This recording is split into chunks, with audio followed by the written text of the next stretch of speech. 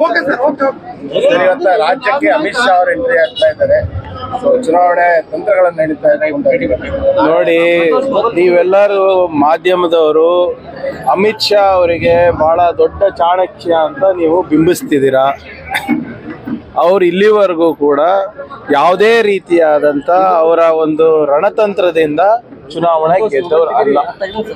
ಯಾವಾಗಲೂ ಕೂಡ ಆಪರೇಷನ್ ಕಮಲ ಮೂಲಕ CBI, IT, ED ಈ ಏನು ಅವರ ಮುಂಚೂಣಿ ಘಟಕಗಳಿವೆ ಅಲ್ಲ, ಅದನ್ನ ಮುಂದಿಟ್ಕೊಂಡು ಚುನಾವಣೆ ಗೆಲ್ಲೋದು. ಮಹಾರಾಷ್ಟ್ರದಲ್ಲಿ ಏನಾಯ್ತು, ಅಸ್ಸಾಂನಲ್ಲಿ ಏನಾಯ್ತು, ಮಧ್ಯಪ್ರದೇಶದಲ್ಲಿ ಏನಾಯ್ತು, ಕಳೆದ ಬಾರಿ ಎಲ್ಲಾನು ನಮಗೆ ಬಂದಿರೋಂಥ ಶಾಸಕರು ಅವರು ಖರೀದಿ ಮಾಡ್ಕೊಳ್ಳೋದು. CBI, IT, ED ಅಷ್ಟೇ ಅಲ್ವಾ ಅವ್ರದ್ದು? ಅದ್ರಲ್ಲಿ ಏನು ರಣತಂತ್ರ ಇದೆ? ಯಾಕೆ ಅವ್ರಿಗೆ ಪದೇ ಪದೇ ಚಾಣಕ್ಯ ಅಂತ ಹೇಳೋದು? ಅದು CBI, IT, ED ನನ್ನ ಕೈಲೂ ಕೊಡಿ, ನಾನು ಅವಾಗ ಚಾಣಕ್ಯನೇ ಆಗ್ತೀನಿ. ಆದ್ರೆ ಇವ್ರೇನ್ ಮಾಡಿದಾರೆ ಅದೇ ಹೇಳ್ರಿ. ಕರ್ನಾಟಕಕ್ಕೆ ಬರ್ತಾ ಇದ್ದಾರೆ ಗೃಹ ಸಚಿವರು, ಬಹಳ ಸ್ವಾಗತ ತಮಗೆ.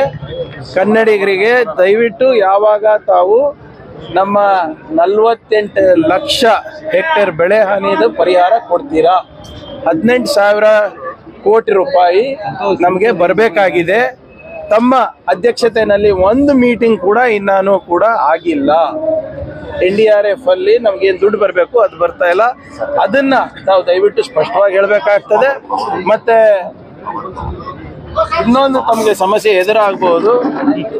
ಹಳೆ BJPಯವರು ತಮಗೆ ಗೋ ಬ್ಯಾಕ್ ಅಮಿತ್ ಶಾ ಅಂದ್ಬಿಟ್ಟು ಕೂಡ ಒಂದು ಅಭಿಯಾನವನ್ನ ಪ್ರಾರಂಭ ಮಾಡಬಹುದು. ಸ್ವಲ್ಪ ಎಚ್ಚರಿಕೆಯಿಂದ ತಮ್ಮ ರಣತಂತ್ರ ಯಾಕೆಂದ್ರೆ ನೋಡಿ, ಮೈಸೂರಿನಲ್ಲಿ ಏನಾಗ್ತಾ ಇದೆ, ದಾವಣಗೆರೆನಲ್ಲಿ ಏನಾಗ್ತಾ ಇದೆ, ಚಿತ್ರದುರ್ಗದಲ್ಲಿ ಏನಾಗ್ತಾ ಇದೆ, ಜೋಶಿ ಅವರ ವಿರುದ್ಧ ಕೂಡ ಎದ್ದು ನಿಂತಿದ್ದಾರೆ ಇವತ್ತು ಶ್ರೀಗಳು.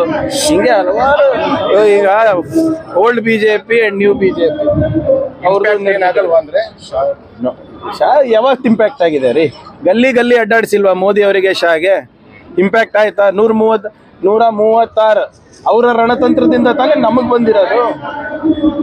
ಏನ್ ಇಂಪ್ಯಾಕ್ಟ್ ಆಗ್ತದೆ? ಬಂದ ಪುಟ ಹೋದ ಪುಟ. ಕನ್ನಡಿಗರಿಗೆ ಏನ್ ಮಾಡಿದೀರಾ? ನಮ್ಮ ತೆರಿಗೆ ಬಗ್ಗೆ ಮಾತಾಡ್ತೀರಾ? ಮಾತಾಡೋದಿಲ್ಲ. ನಮ್ಗೆ NDRF ನಲ್ಲಿ ನಮ್ಗೇನು ಹಣ ಬರ್ಬೇಕಾಗಿತ್ತು ಅದ್ರ ಬಗ್ಗೆ ಮಾತಾಡ್ತಾರ? ಮಾತಾಡೋದಿಲ್ಲ. ಬೆಳೆ ಹಾನಿ ಬಗ್ಗೆ ಮಾತಾಡೋದಿಲ್ಲ. ಏನ್ ಬರ್ತಾರೆ ಹೋಗ್ತಾರೆ.